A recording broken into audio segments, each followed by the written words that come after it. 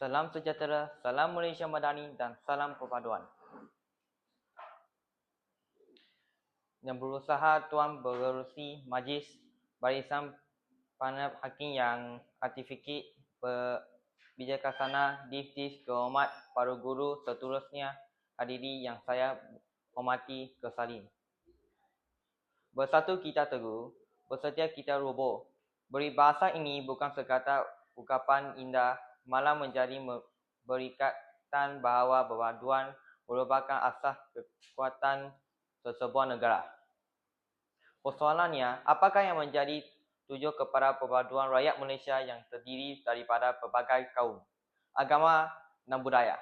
Jawapannya ialah rukun negara. 5 prinsip yang terkandung dalam rukun negara bukan sekadar isfas yang dicukan setiap kali perhimpunan sekolah, tetapi merupakan falsafah kebangsaan yang membentuk identiti rakyat Malaysia daripada 5 prinsip tersebut. Saya memilih untuk menghuraikan prinsip keluhuran perlembagaan kerana di sinilah terletaknya asas kepada kestabilisan, keharmonian dan kemakmuran negara. Hadiri yang dihormati, perlembagaan persekutuannya yang undang-undang tertinggi negara di dalamnya terkandung hak dan bertanggungjawab setiap warga negara. Kedudukan institusi raja berperlembagaan, kebebasan beragama, berbahagian, kuasa kerajaan, setiap jaminan keadilan kepada semua rakyat. Keluhuran perlembagaan bermaksud setiap rakyat wajib menghormati, memahami dan mematuhi perlembagaan tanpa mengira kedudukan atau latar belakang tidak sesiapan yang mengatasi perlembagaan. Inilah asal kepada sebuah negara yang amat dan berdaulat. Namun begitu, sebentar hari ini semakin besar, kita hidup dalam era digital yang membolehkan maklumat disebarkan dalam sekelip mata. Melanggunya terdapat segelintir masyarakat yang mudah berjaya berada pasuk, menyebabkan fitnah, menghina institusi negara yang bergeluarkan kenyataan perpaduan kebencian kepada menyelidiki kebenarannya. Sekian seperti ini bukan sahaja melanggar nilai murat, malah boleh menggugat kehormatan negara. Sidang hadirin sekalian, keluhuran perlembagaan tidak mampu berdiri sendiri. Prinsip ini saling berkait untuk 4 prinsip rukun negara yang lain. Kepercayaan kepada Tuhan mendidik kita menjadi insan yang berakhlak, jujur dan bertanggungjawab. Individu yang benar-benar menghayati ajaran agama pasti akan menghormati hak orang lain dan menjauhi perbuatan yang boleh memecah belahkan masyarakat. Kesetiaan kepada raja dan negara pula mengajar kita amat menghormati institusi rakyat perlembagaan yang menjadi lambat perpaduan negara. Kesetiaan bukan hanya diukur melalui kata-kata, tetapi melalui tindakan membertafakan keamanan, memelihara keharmonian dan mengutamakan kepentingan negara. Prinsip kedaulatan undang-undang memastikan setiap individu wilayah secara adil tanpa menggigit pangkat atau kedudukan.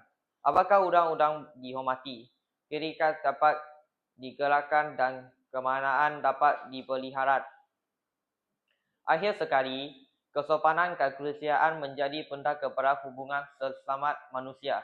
Dalam dunia media sosial hari ini, semakin terhabis kata-kata yang kasar, fitnah dan berhinaan semakin mudah ditularkan.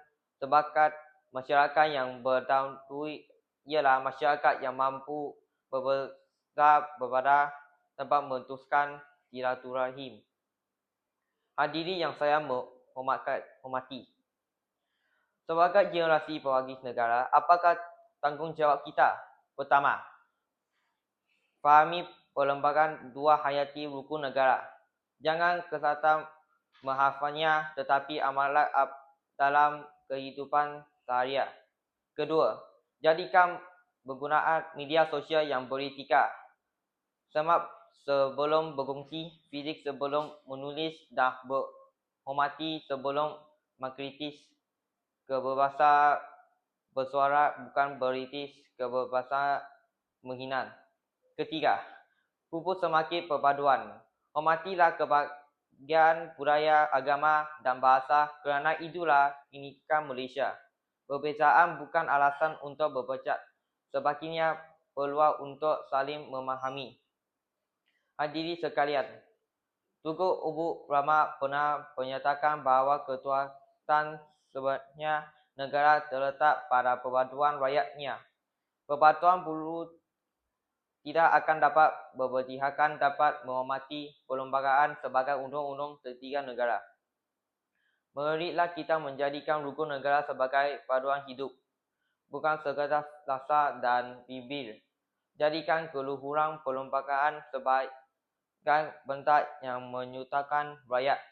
Zahir latan undang-undang sebagai jematik keadilan, kesopanan dan kesusilaan sebagai budaya masyarakat, kesetiaan kepada raja dan negara. Sebagai lambat bertotism, setia kepercayaan kepada Tuhan sebagai asas pembentukan ihsan yang berintegriti. Sebelum saya mengakhiri pidato ini, izinkan akan menjaga hari ini memudahan serentak jika kita ingin mewariskan sebuah Malaysia yang amat. Jangan hanya membaca perlembagaan. Fahamilah maknanya. Jangan hanya mempasakan hukum negara, hayatilah. Semakannya dan jangan hanya mencipta negara dengan kata-kata, kita cinta itu melalui tindakan. Sesungguhnya, keluhuran perlembagaan ialah nanti perempuan dan perpaduan ialah jiwa Malaysia. Sekian, terima kasih.